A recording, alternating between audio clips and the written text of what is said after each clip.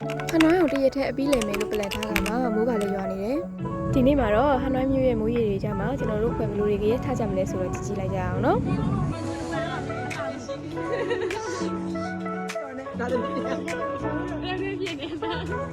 ပထမဆုံးရက်ဆိုတော့ energy အပြည့်နဲ့ပုံတွေရိုက်ထွန်းနေကြကြပါတယ်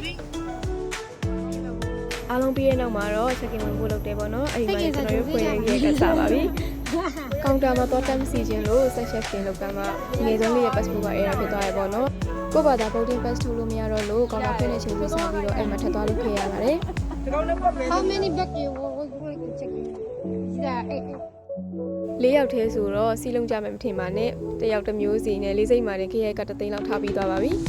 3နာရီကျော်ပြန်တန်းပြီးတဲ့နောက်မှာတော့နောက်ထပ်ရက်တီထားဖို့အတွက်ကျွန်တော်တို့ဖွဲ့ဟန်တိုင်းကိုရောက်လာပါပြီလေးစိတ်မာကလေးကပူလာတဲ့အပူကဟန်တိုင်းမှာလည်းဆက်ပူကြပါတယ်ရအောင်ရှင်ပါပဲမိုးကလည်းရွာဘိုက်ကလည်းစားတာနဲ့နီနီနာနာနာမည်ကြီးတဲ့ stick ဆိုင်မှာပဲတော့စားခဲ့လိုက်ကြပါတယ်ကျွန်တော်ကတော့မဲတောင်းစားတာမလို့ဆယ်မန်စားပါတယ်ထားပြီးတဲ့ထိလည်းမိုးကမဆဲသေးပေမဲ့ထိုင်နေလည်းဘယ်မှမရောက်လိုက်မှဆိုတော့လည်းအနည်းဆုံးနေရာတစ်ခုရင်သွားလိုက်ပါတယ်အဲ့မှာလည်း lucky တွေကတစ်ဖက်မိုးကရွာလူကရှုပ်ဆိုတော့ပုံမြင်ရိုက်ပြီးနောက်တရက်တော့ပဲလုပ်လိုက်ပါတယ်ဒါပေမဲ့မိုးကဘယ်လိုမှအဆင်မပြေနေရနဲ့ cancel ပြီးတော့နောက်မျိုးတွေအတွက်အောင်မွေးဖို့ဟိုတယ်မှာပဲနိုင်ပိုင်းငှားပြီးတော့အိတ်လိုက်ကြပါတယ်အေးရနိုးတာနဲ့မိုးကလည်းတိတ်အရှင်လည်းရှိသေးရဆိုတော့တစ်ခွဲလုံးဟန်နွိုင်းမျိုးရဲ့နာမည်ကြီး train street ကိုထွက်လာခဲ့လိုက်ကြပါတယ်train စီသွားမယ်ဆိုမသွားခင်အရင်ဆုံးGoogle မှာကိုသွားမယ့်နေရာရထားလာတဲ့အချိန်ကိုစစ်ကြည့်ပြီးမှသွားတာကောင်းပါပဲတခွဲလုံးပိုက်စားရနဲ့ရထားလေးကြည့်ရင်ညစာလဲစားလို့ရအောင်လို့အင်နာဆိုင်နေမှာဝင်စားခဲ့လိုက်ပါတယ်အားတော့သူတို့ရဲ့ရိုးရာခောက်ဆွဲပေါ့နော်ဖာပါကျွန်တော်အရင်ကြိုက်ပါတယ်ကျွန်တော်တို့စားပြီးတော့တနိုင်လောက်ကြာမှာပဲရထားရောက်လာပါတယ်လောလောနဲ့ပုံသေးချာမရိုက်လိုက်ရလို့မကျင်းနေဖြစ်နေတဲ့အချိန်မှာပဲနောက်တစ်ခါဖျက်ရောက်လာပါတယ်အင်းညာက၄ခေါက်လောက်လာတာမလို့ပုံကြီးတော်ကြီးရေးလိုက်ရလို့ဒီနေ့တော့ဘယ်မှတေချာမရောက်လိုက်ပြီမဲ့ဒီနေရာရဲ့နေနေပြန်နေလို့ခံထားလိုက်ရပါတယ်အလာတော့ကတော့ grant နဲ့လာခဲ့ပြီမဲ့ပြန်ကြသိမဝေးဘူးလို့ခံစားရတာမလို့တစ်ခွဲလုံးလမ်းမှာတွေ့သမျှဆိုင်ဝင်ဆိုင်နဲ့လည်းရှောက်ပြန်ခဲ့ကြပါတယ်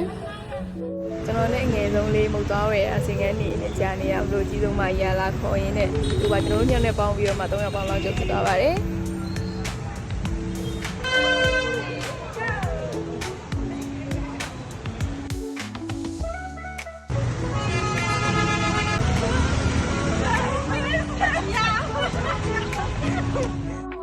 တခွေလုံးပြောလို့ဝါကြမှာအစာပါကိုသွားဖို့ကားချိန်ကြီးရပြီးရကြပါတယ်အရန်ဥဆောင်နေလို့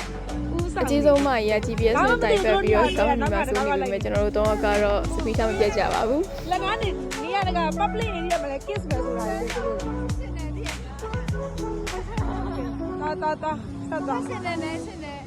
စီစဉ်ထားတာတွေတခုမှဖြစ်မလာခဲ့ပေမဲ့တစ်ခွေလုံးကပျော်နေတတ်တဲ့သူတွေမလို့တကယ်ကိုအမှတ်တရတွေအများကြီးနဲ့နေနေဖြစ်ခဲ့ပါတယ်နောက်မျိုးတွေမှာလည်းကျွန်တော်တို့အဖွဲ့ဘယ်လိုတွေရည်တည်ထားကြအောင်လဲဆိုတာကိုဆက်လက်ဆောင်ကြည့်ပေးကြပါဦးနော်ဘိုင်ဘိုင်